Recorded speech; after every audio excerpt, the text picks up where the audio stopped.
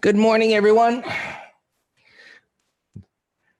A bit surprised, not totally, but this is pretty darn crazy. You know, down 1,000, up 1,000, down 1,000. I've certainly seen this kind of green or red, green, red kind of thing going on here. So two things that come to mind is that this is just a consolidation before the next leg down.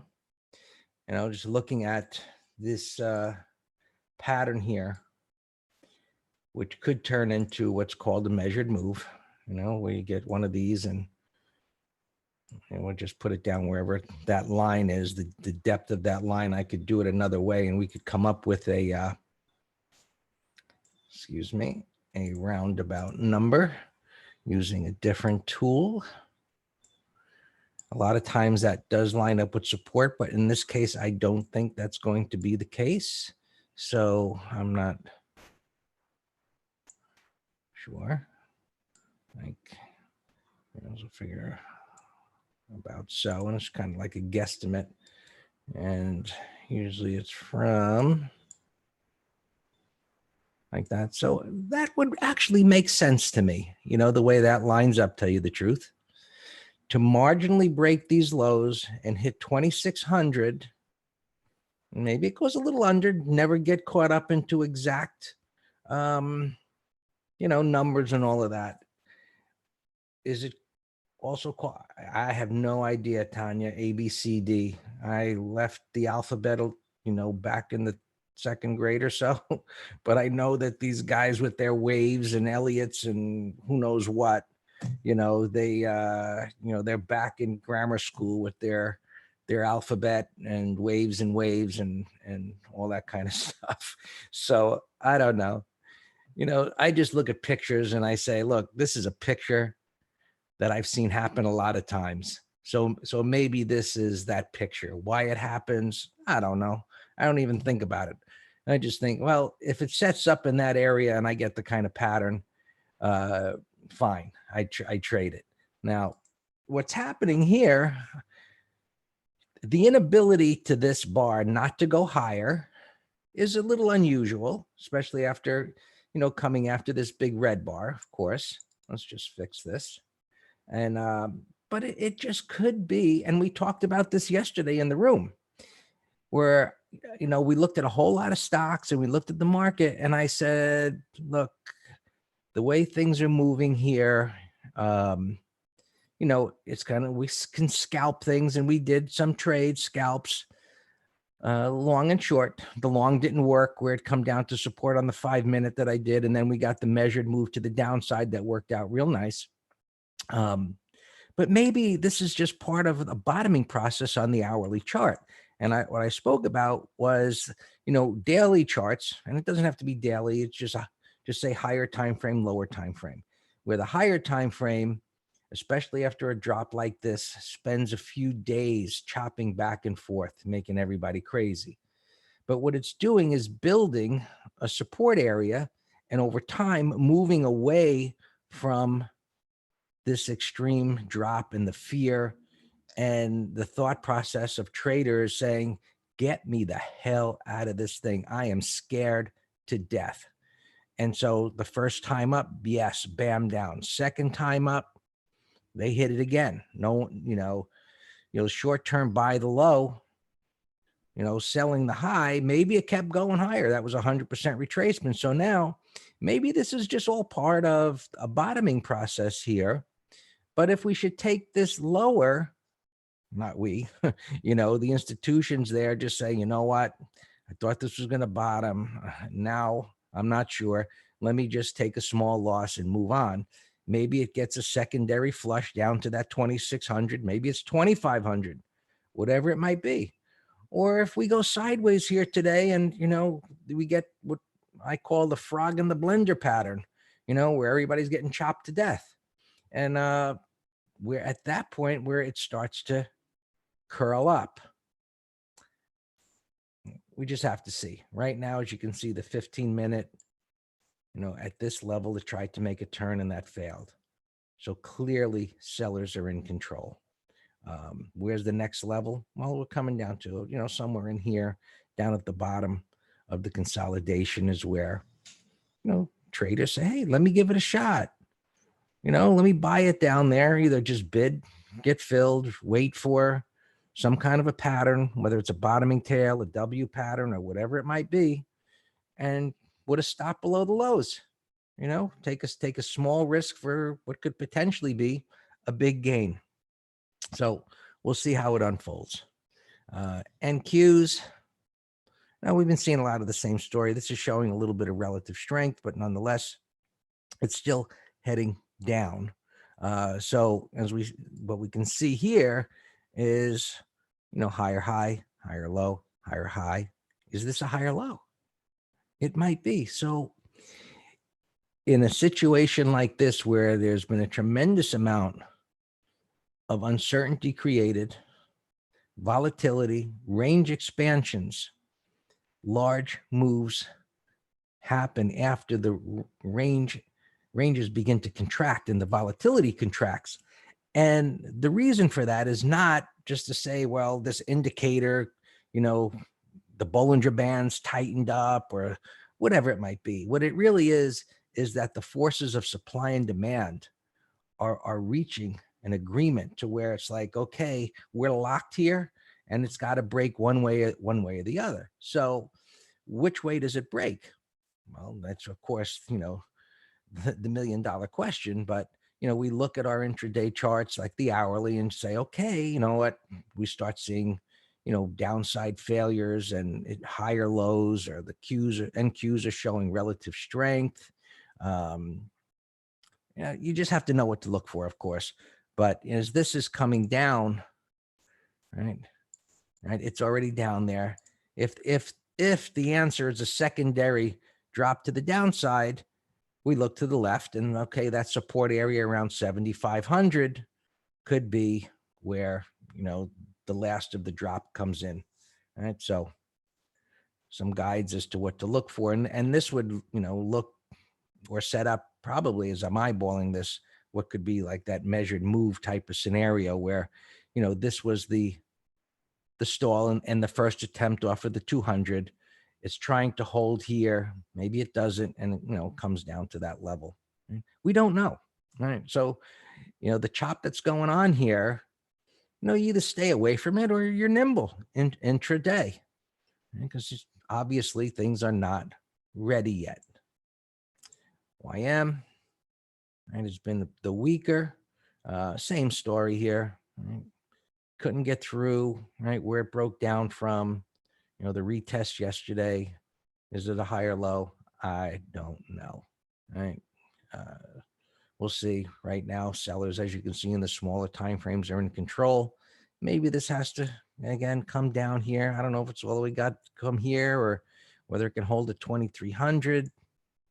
We are in information collection mode, so to speak, because the erratic whippy price action is such that, look, you can't trade this from this time frame yet. It's just too wild, right? It's to say, okay, I'm going to sell a put spread because of this reversal, and with the premiums being higher, which is what we're going to look to do with SPX and SPY today. If the premiums are there, because those options are going to expire today. Whereas if we can see the markets come up, and then, let's just look at, let's go to the S&Ps, right? Because we look at the S&Ps and then associate what's going on there. And we can sell some credit spread, way down here, where our assessment is that it won't go down there. Well, then we put on that spread, and ideally it expires worthless at the end of the day. So we'll see how it plays out, and hey, it doesn't have to be a put spread, right? If this comes down here and breaks the lows, maybe there's enough premium for a call spread. Right? Stays in the middle here, jiggling around far enough away, maybe an Iron Condor. We'll see. Again, we are trying to assess this whippy, erratic price action. Now, this looks like it's headed into the abyss, right? And there's nothing underneath there because there's a little bit of data. But looking at the Russell, and we were looking at yesterday, where it was gapping to, and then where it was opening up around, and we looked at levels, and it kind of just chopped around there. But this, right, to 128, I mean, it just looks like it's got to go down there, and hopefully it stops, because, you know, if it doesn't, well, it doesn't. And then we just look down to the next level. Clearly, institutions are doing what they always do, right? They buy the giant dip, and they can average in. If it goes lower, they just buy more. Maybe some just get out and thinking that, hey, maybe if it's going to go down another 10%, you know, I'll just give it another shot there. But what typically works after such a drop isn't creating a liftoff just yet. So this whole thing about this coronavirus and the opportunities that typically happen in the market after a 10% drop, we're at a 20% drop now. You know, maybe it's got to go 25, 30%, who knows? But at some point, you know, it's not like the world's coming to an end, and there's going to be tremendous opportunities for big moves in reversal. That being said, with drops like this, I would be totally surprised to see these markets get back up to the old highs in a short amount of time. I think it can take months, if not even possibly next year, if that's even going to be happening. So a lot of damage done, a lot of damage being done. And then, of course, the uncertainty of the election, the presidential election. And, you know, I don't know. So there's too much competition, whether you want to vote for somebody that just wants to give away all the medicine to the rest of the world and have us all pay for it, or a guy who can't remember where the White House is. You never know which way things could go. All right, oil. All right. It's broken through all that support. And look, when we look at the charts and we say, if support is broken, we just simply say, where's the next support? And it's down there at around 25 bucks. It's that simple. It's close enough. So if you wanted to be a buyer, why not just wait for it to get down there and then buy it at that low and see what happens? So, and bonds are up here a bit, but not taking out the high. And we had that kind of climactic sell setup, and Dan sold.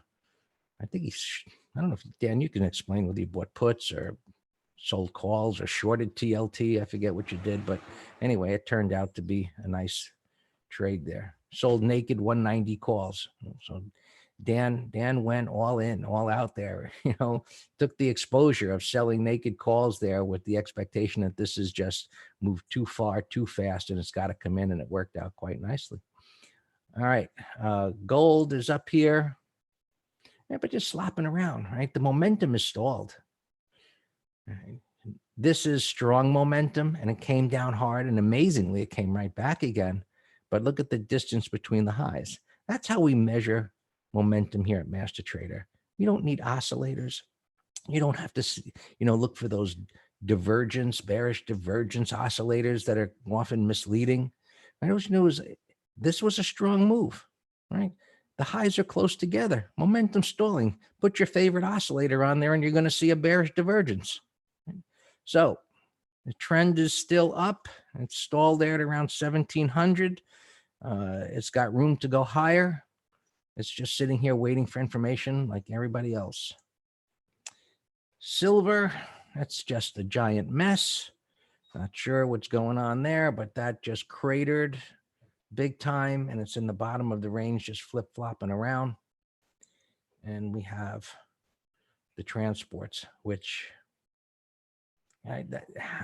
how terrible a sign can you have with, you know, every other market going down and the transports having shown relative weakness all that time, had the breakout failure where it looked like maybe the Dow was going to hit 30,000, right? Even regardless of our market internals, maybe it could have went higher, and then it just collapses here and it breaks down under support, unless it can, you know, regain that support in short order. It suggests to me that the market will go lower. Now, some of the positive things, but are very slow to help, or, you know, the yield curves improved by these getting back above the inversion.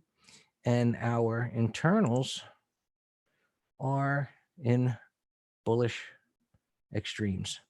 So, down here, where the wrong way option traders basically mortgage the house that the market would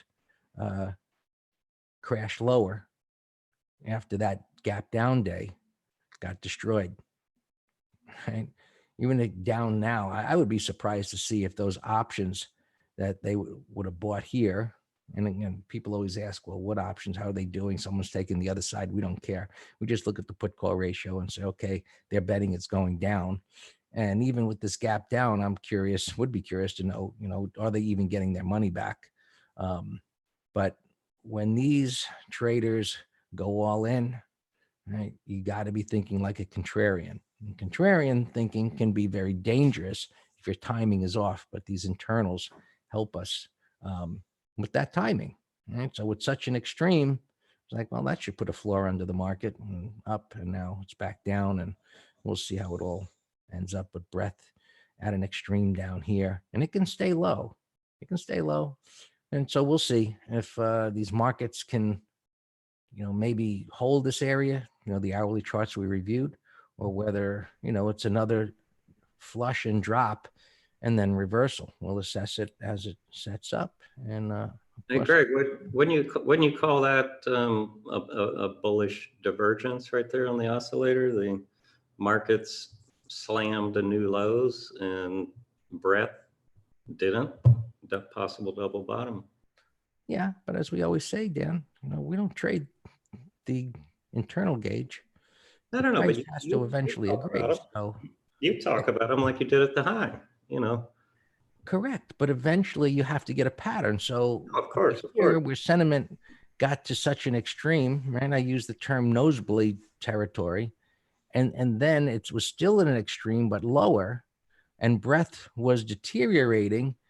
The new high that failed and break down under the base there was the trigger. So the same thing here. We know that aggressive short selling at this point could be extremely risky because of these internals. But until we get a pattern, right, whether it's a breakdown failure or whatever it might be, until that happens, right, this just tells us, we're relatively close. We're a hell of a lot closer to some kind of a turn over here than we were as it was coming halfway down, like this one. So it puts us in the ballpark, so to speak. And, we go and look at the price action, and we don't have the price action just yet. Right? It was just the flip-flop. And what you would call, if this ends the day with a big red bar, would be the bear sandwich pattern. Bull sandwich, right? Bull sandwich, right? Which is bearish, right? Correct. Is the meat. Right. All right, I'll let you go. It's 20 after. All right.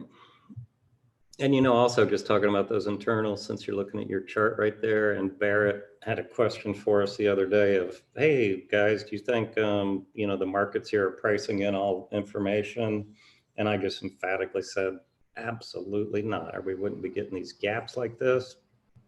And at the highs here, the coronavirus already was out. Do you remember us saying for like 2 weeks here, I guess the market doesn't care about the virus? And then all of a sudden it does. And it falls 19%. All right, let's go through opens here. Spiders, we did a put spread yesterday. We did one for Friday, and we're already close to 50% of max profit. So I said, move, stop, break even. We have one today that expires today, the 273, 263.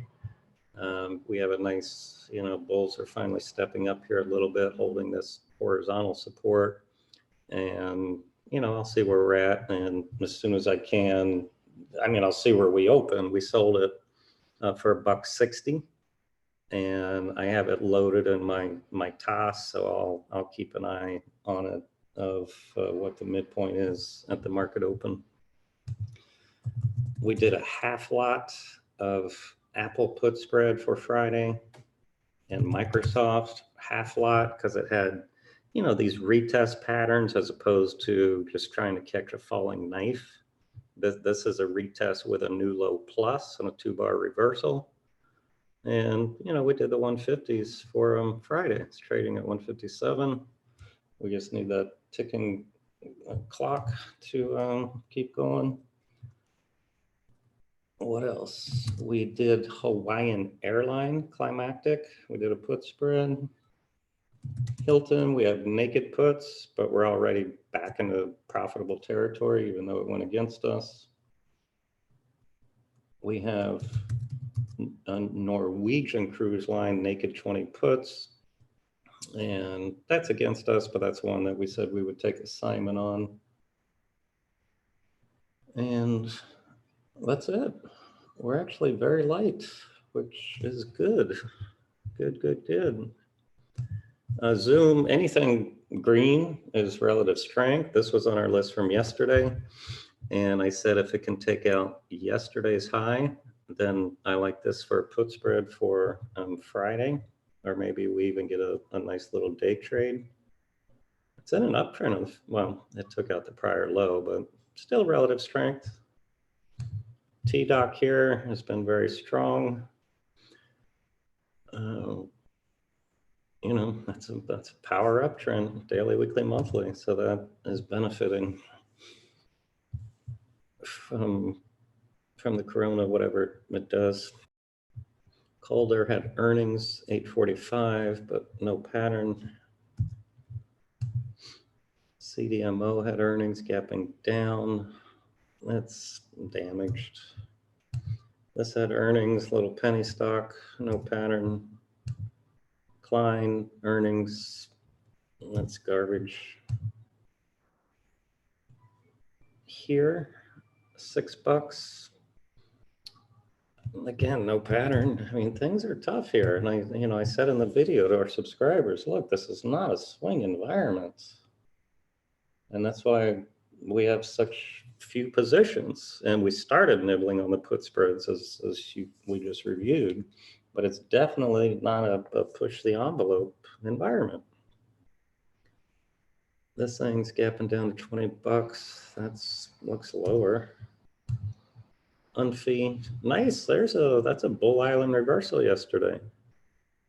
That's relative strength. That actually has room to go maybe 7.25. I'll keep that on the list. EXPR, I think this is a retail stock, but maybe a day trade if it sets up. VXX. Now, somebody emailed me this morning saying, hey, Dan, I didn't see your VXX in the open spreadsheet. And I said, well, that's because it gapped under the entry and never took out the 5-minute low. But I told her, hey, if you got the 43.53 off for the limit of 75 cents, I said, good for you. Keep it. I mean, maybe it did on this morning bounce right there. I don't know. Did anybody else take that trade and get filled at 75? All right, PDD. Now, if this was opening flat to up a little bit, this would be a breakout showing relative strength. But it's gapping down, so it's nothing to do there. Market's still bouncing here a little bit. Greg's Coffee Shop had earnings. LK 36.40, nothing to do with that. This had earnings. Looks like an ADR the way it trades. Vissler 8.40, it's bearish gap, no pattern. Has no earnings today. All right, I got it off some list, but so I don't know. Maybe I don't know. What do we got here? I think this had earnings, but I can't tell what it's doing. Calder, we look.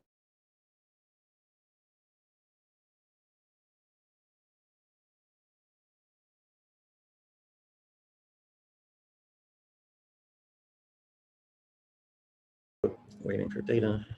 I mean, there's, like I said, I prefer the ones that have some type of retest, like Microsoft and Apple. So Macy's here, I got no interest. And JP Morgan, Alex gave us yesterday. Now I like this one, even though it's a climb out, because I like the 2-bar reversal, but now it's gapping near the lows, so that's not as interesting. This one, Alex gave me 2-bar reversal and support, so that one I'll keep an eye on. Starbucks, yeah, I mean, these things are just swimming upstream. Tech, now this one could be a put spread candidate. I'll keep it there. ICE, don't like. MSGN, if it can get over yesterday's high, this is a bottoming pattern with like 8, 9 bars. Look, these are all buyers down here. Gaps negated, bottoming tails, and a price void. So that's worth watching. We'll, continue to watch these oil sectors. Have this on the other screen. Let's look at his brother, Carnival. Carnival's the one that's been in the news with the Princess ships. And then, airlines. So it's airlines, cruise ships, hotels have been getting whacked.